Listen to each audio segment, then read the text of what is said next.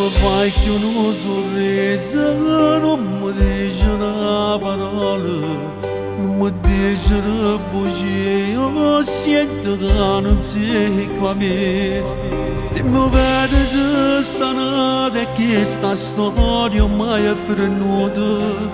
A te non ti importa niente quanto moda ci aiuta. Oggi credo che sei stata sua me. Non era amore ma era solo fantasia. Sei stato bravo tu a prendere su cuore mio. Che le parole erano solo bugie. Che amore ci devo e io ci credevo come non siamo. Che per me sei stata, io che sto cuore t'ho regalato, l'hai fatta tiezza senza ci pensare. Tu mi dicevi stiamo a casa tua mamma e invece stiamo là, insieme con un'altra, a te mi sa.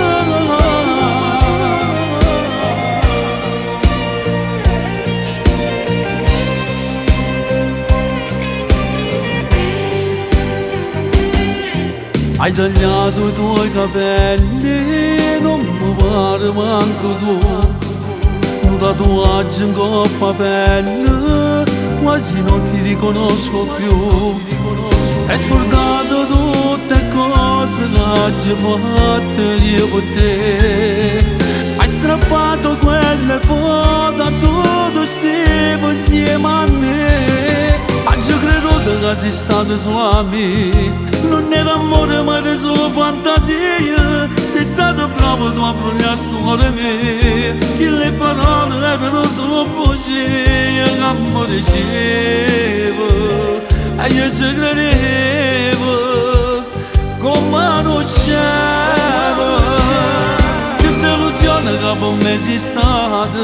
Io che sto cuore t'ho regalato, l'hai fatta tiezza senza ci pensare. Tu mi dicevi stiamo a casa tua mamma e invece stiamo là, insieme con un'altra, a te mi sa.